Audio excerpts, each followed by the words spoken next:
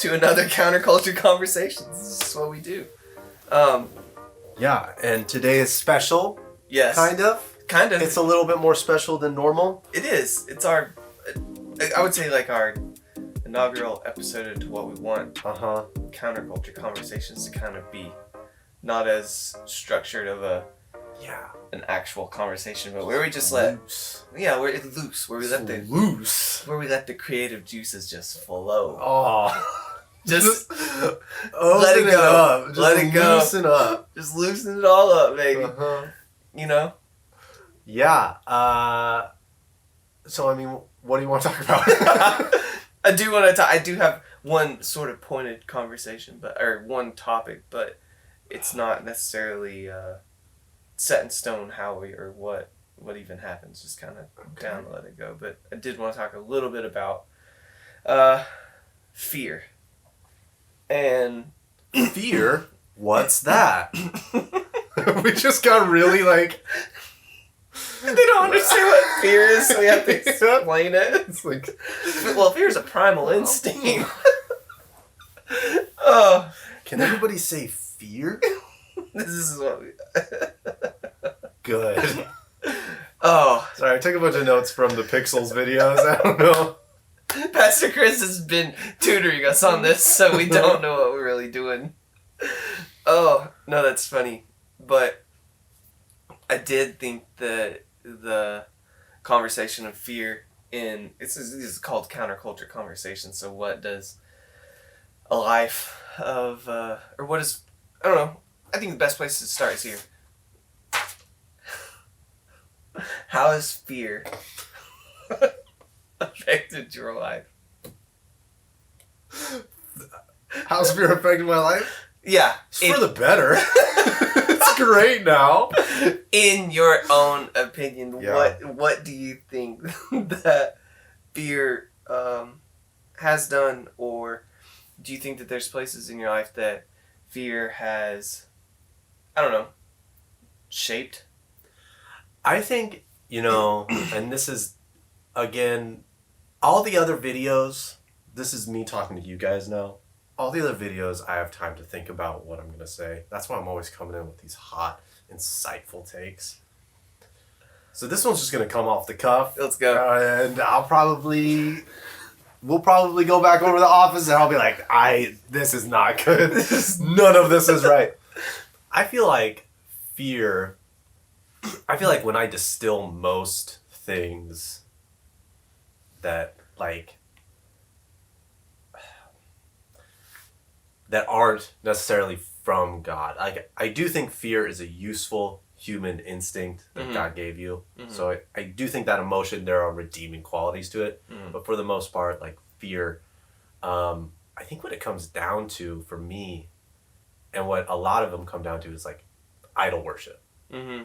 And something that I was talking with somebody about this week was it's crazy how humans are just innately idolic.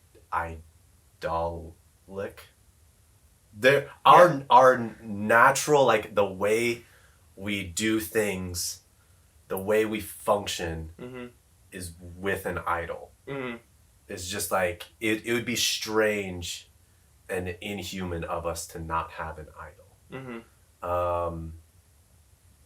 And the idea of when fear comes into play, fear is if I have stage fright, okay, I can distill that to on one level, I distill it to fear of man, fear of judgment. I don't know what they are gonna think of me. Mm-hmm. But then what that also, if I distill it more, what is that? It's, I actually place the identity that they give me higher than the identity that God gives me. Yeah. And then if I distill that more, I'm well, that's because I place a mantle over what these people, what the identity that they give me, over anything else. Idol worship. And so I find that a lot of these kind of negative emotions, anger, fear, jealousy, lust, those sorts of things come down to idol worship. Again, maybe I'll disagree. If anybody challenges me on that tomorrow, I might totally disagree. Yeah. But that's kind of what is flowing through my head right now. So even, all right, let's talk about it. Let's talk about it. So even so what you're saying is that it all comes down to idol worship, but what do you think that there could be something else in place of idol worship? Or were you saying that, like, at the end of the day, anything that kind of takes that place that then creates fear or creates the anger or whatever is always going to be an idol because God's not there. So at the end of the day, it kind of is always idol worship.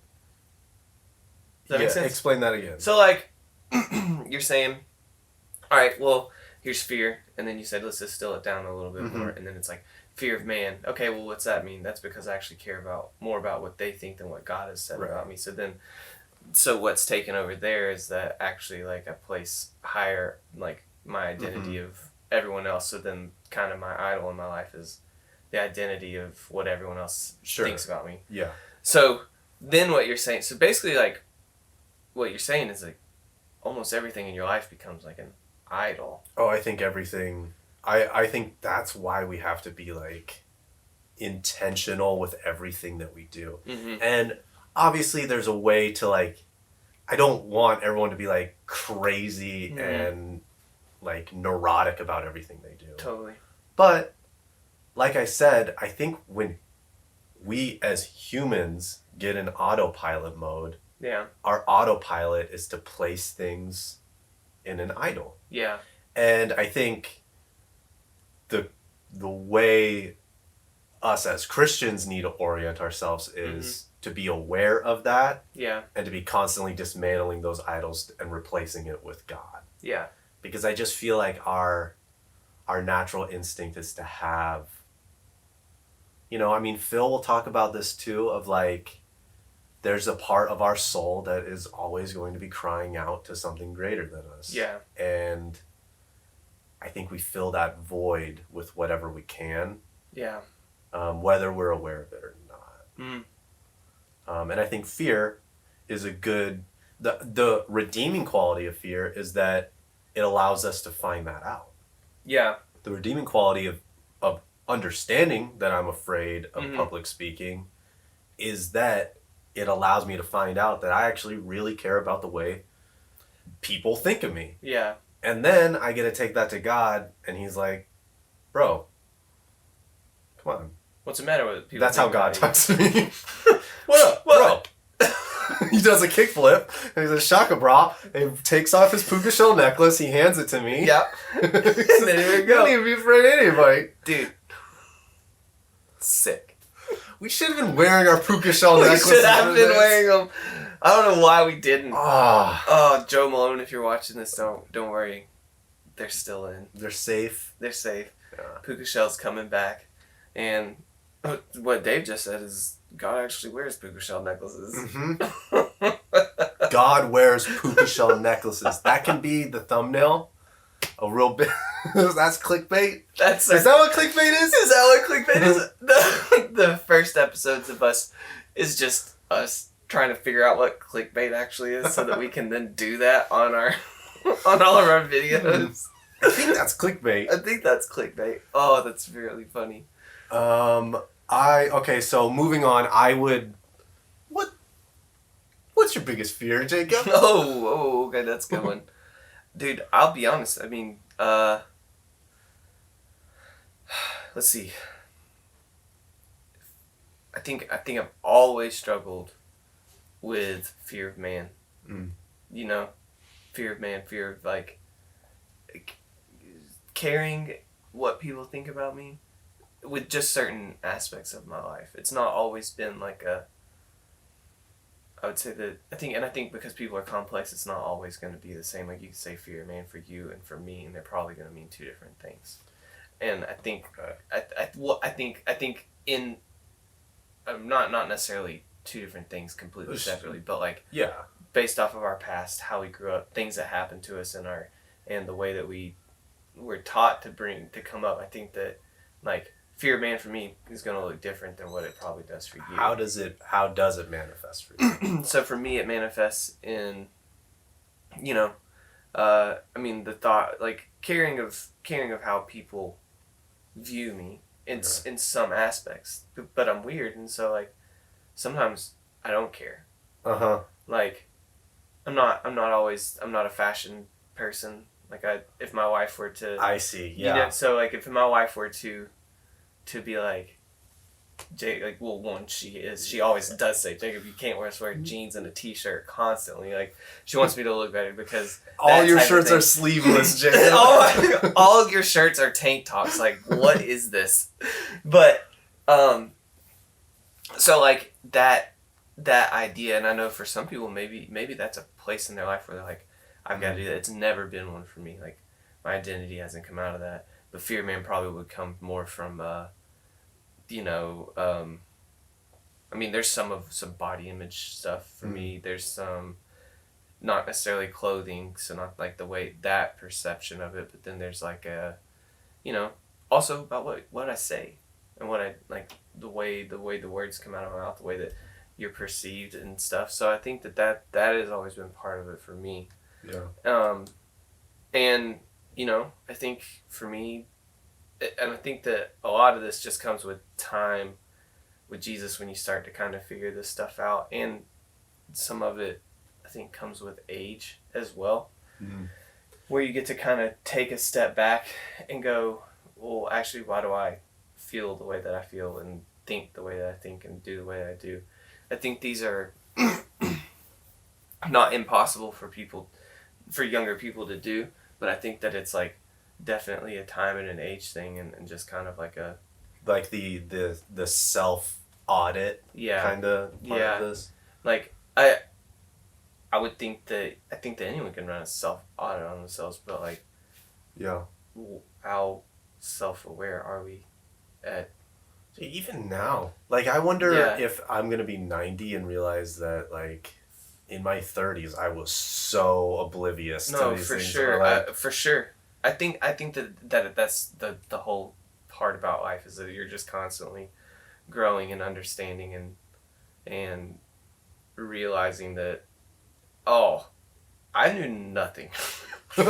I still know nothing, like I thought I knew something, but no, I know nothing. And so where do you, in that, now that you are 30 years old and super duper self-aware, not even super duper self-aware, where do you find, like, what is either a moment or what is, like, the process of I can't think of like combating fear in my life? I would say that just reflecting on fear. So, so as a kid growing up, I was pretty decent at sports, and I picked up on a lot of things pretty quickly when it came to that. And I remember that as an adult now, looking back, that I tried probably almost every sport that I could, but for baseball, I tried it pretty late in life. I didn't play it until I was like a freshman in high school.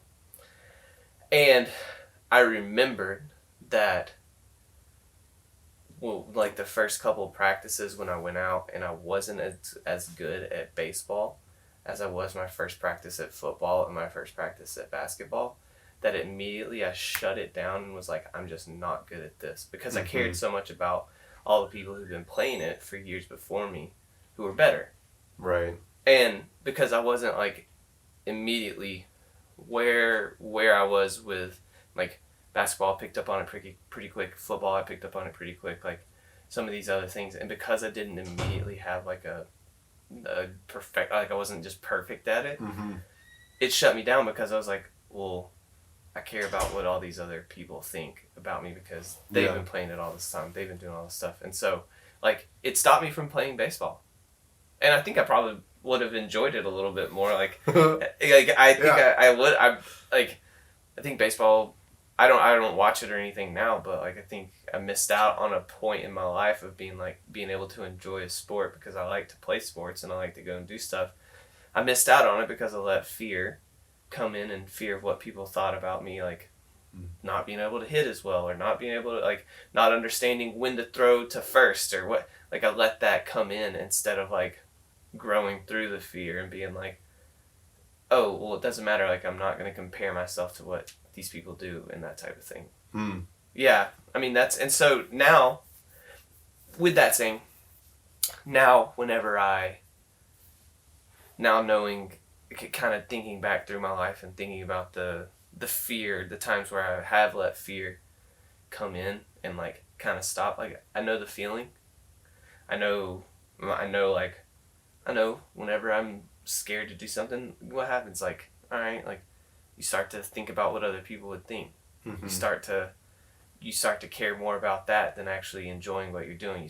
And then I can kind of, like, work into that, and that's when I get to go, okay, well, why do I feel this way, God? Okay, because this. And then I work my way into, like, giving that to God. Yeah.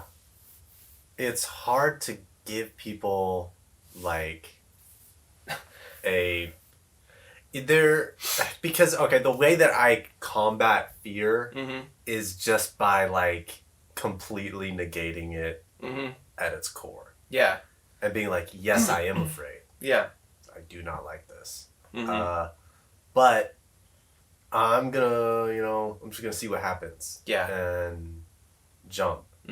And, unless you, obviously, if you should figure out what it is that's making you afraid. If it's like a live bear is in the room, it's not like you should be like, I'm gonna go punch it in the face. Yeah, like, let's see what happens. Yeah.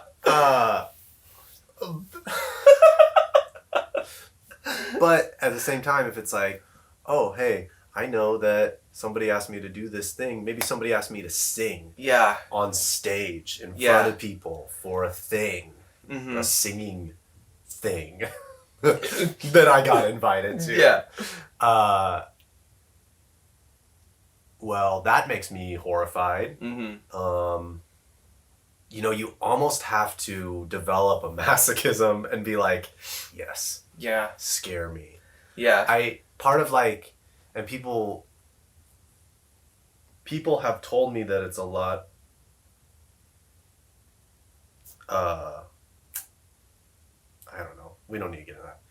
Part of the reason why I started doing counterculture, one, but before that, Pixels, was because someone asked me, they gave me a list of all the things, all the ministries that needed service at the square, and was like, okay, you can do one. But if you're gonna do one, you have to do the one that you're most afraid of. Yeah. I was like, okay, well, I am horrified of little kids. Yeah. And let's just do that. Let's figure that out. Yeah. And over the course of, a few months, now I'm best friends with all the little kids at the square. I'm better friends with the 5-year-olds than I am the 30-year-olds at the square. And then that moved up into counterculture, where I'm like, you know what now scares me? You. You scare me. Teenagers. They scare me. They scare me so much because they're horrifying. They are just ruthless. And, like, they don't get any of my jokes ever. And if they do, they don't laugh just to be mean. You're like, oh. Oh, man. They're the worst. But it's great. That's so It's funny. great. And just, like, having that little bit of, like, oh, I am afraid. And sometimes knowing that my flesh is afraid is a good sign that I'm growing. Yeah. And sometimes that is better than being comfortable. Yeah. In fact, I think most times it's better than being comfortable. No, I feel you. Yeah. I think that acknowledging your fear and then, like, admitting that it's there, I think is a big step for a lot of people. But also, like, when we do that, and then when you acknowledge it and you go, yeah, you know what, I am afraid of this, like, there's like a growing and a stretching that kind of happens in it. And I mean, another fear of mine, like growing up, and I think I think a lot of times we have different fears that are interconnected from things that happened or whatever in our life. But like, and this one kind of does connect to what I shared. But like, I always had this like fear of failure. You know, and like, it was one that, if I'm being honest, was almost like a little debilitating in some aspects, because like fear of not just doing everything perfectly right. Then there's like this fear of failure, and the failure like would mean that you didn't do it all right the first time. And then what does that end up doing? It keeps you from trying new things, and it keeps you from maybe exploring things that you potentially could have liked, because you're like, well, I don't want to fail at it. Yeah. And then you know, then you dive in deeper to that. Well, why are you afraid to fail? And why all this stuff? And then like working through that, you then get to find out what, like you said, like what the idol is, or what what you're placing importance in your life that you think is more important than what Jesus has to say about you, or what God has placed in you, or these type of things. Yeah. What's one moment, if you can remember one, that just conquered fear, big or small? Yeah.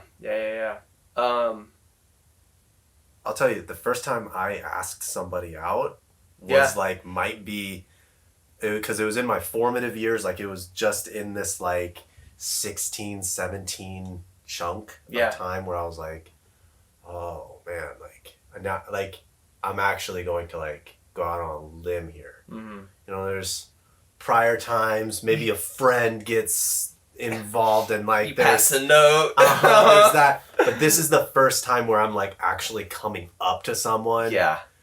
And like presenting myself and being like, will you? Yeah. Me? Yeah. I remember. Okay, so just to go out on this, I have a fiance right now. I love her very much. This was in the past. Me and her are not still together. I'm with my fiance now. But I remember the first time that I walked up to someone and asked them out. It was Valentine's Day. I, for some reason, was given I'm very good at gifts. And I had this, like, I think it might have been from my mom. I don't know where I got it, but I like treasured it because I love little like knickknacks. And I had this penny that had someone clamped a heart through it. So it was like a penny with a hollowed out heart kind of thing. Yeah. And it had like the years from the year I was born. It was just like, oh, this is like a cool little thing. Yeah. I was thinking in my head, you know,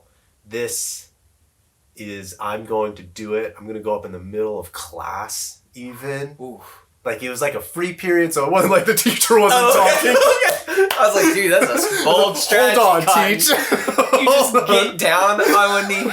Will you go out with me? Yeah, it actually was the teacher. And she's like, Dave, no. No, never stop asking me out. This is the 5th time this week. You have to stop. Middle of class. Walked up. She was like with her friend group too, which, hey, girls out there, I'm not going to try and give you advice because I know nothing about anything. But I will say, when you are with your friends, you are 5 times more intimidating for guys to come up to and be bold. It is so scary coming up to a girl that you have affection for when they are around their best friends who will just annihilate you. That's very Any weakness, they'll tear you apart like rabid wolves. So I'm like, okay, I'll do it. And I present to her this little penny with a heart, and I'm like, I like you. Will you be my Valentine? Do you want to go out with me? And like, it was like like, I get shaky all right, but like, Yeah. I was like, tremors all over. She said yes. Nice. Because, I mean, I looked like this in 7th grade. I haven't changed one bit.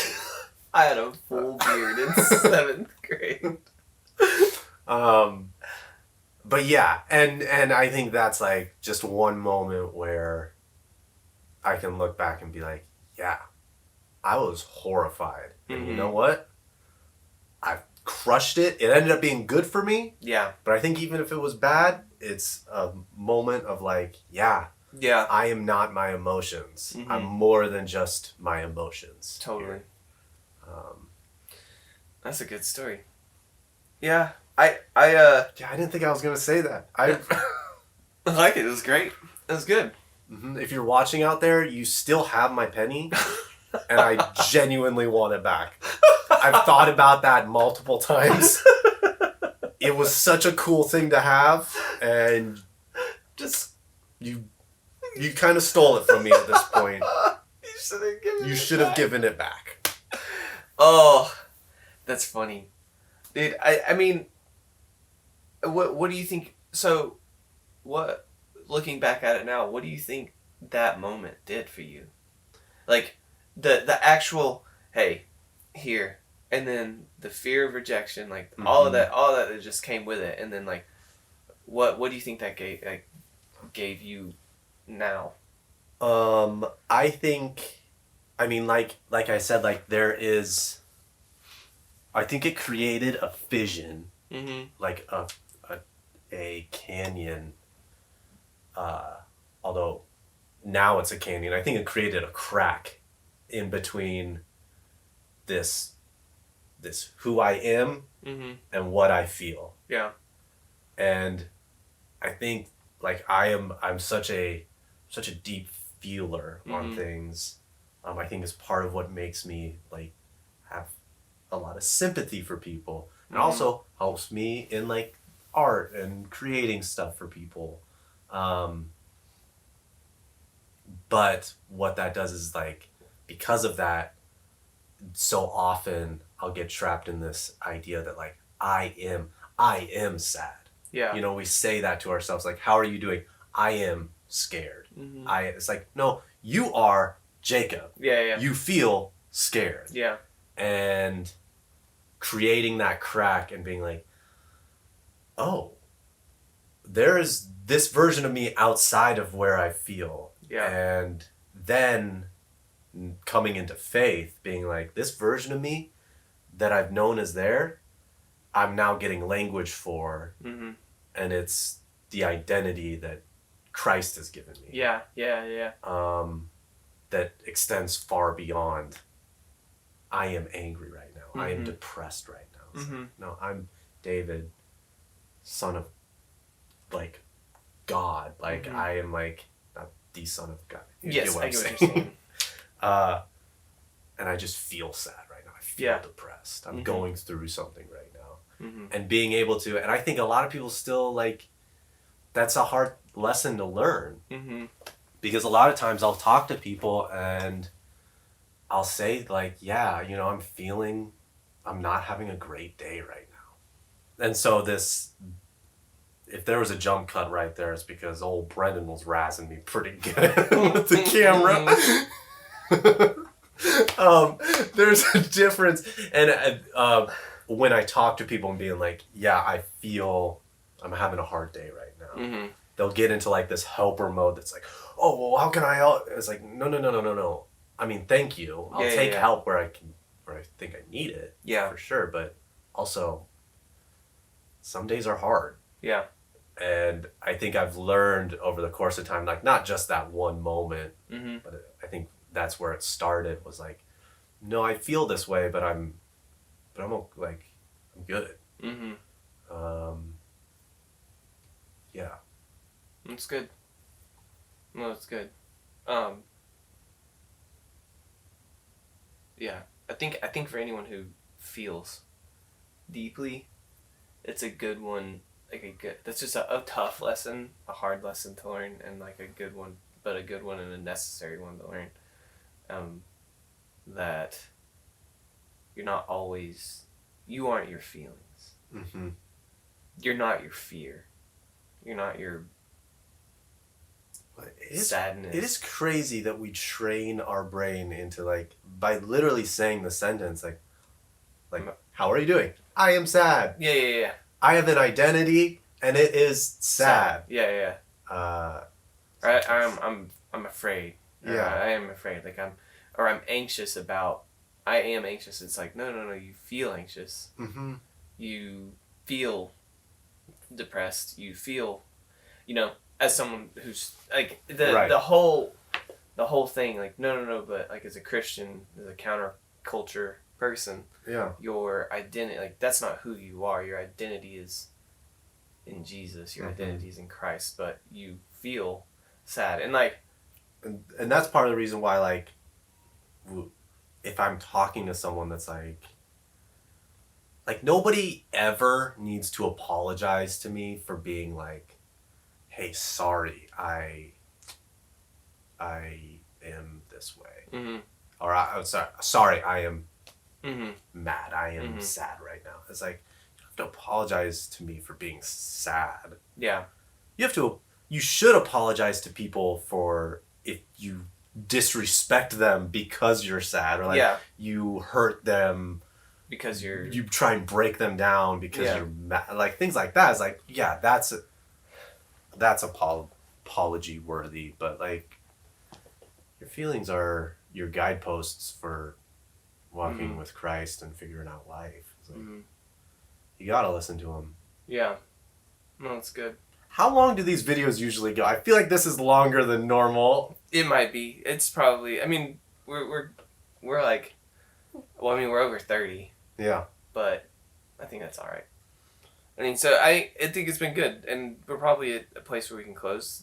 Conversations start with fear, but I think like it went into a spot where it makes sense. Yeah. Of feelings, just this side, but that our identity's not rooted in our fear. Our identity's not rooted in what we feel in the moment, and like our identity is like rooted in Jesus. Like if my identity had been like where it was now versus where like at 14 versus 30, and then like had my identity been like, no, Jacob, you just want to try out baseball, and like you're not a failure because you can't. Mm-hmm. You don't know exactly all the plays yet. You're not like a failure because you're all these things, like, but my identity been like, no, Jacob, you're the son of God, and this is who you are. Like, just the difference of what it would have made throughout my life. And it goes back to just being like, man, age. Yeah. I don't know. That's the one appeal of time travel to me, of being able to being able to go back in time to my freshman year of high school, knowing everything that I know now. Yeah.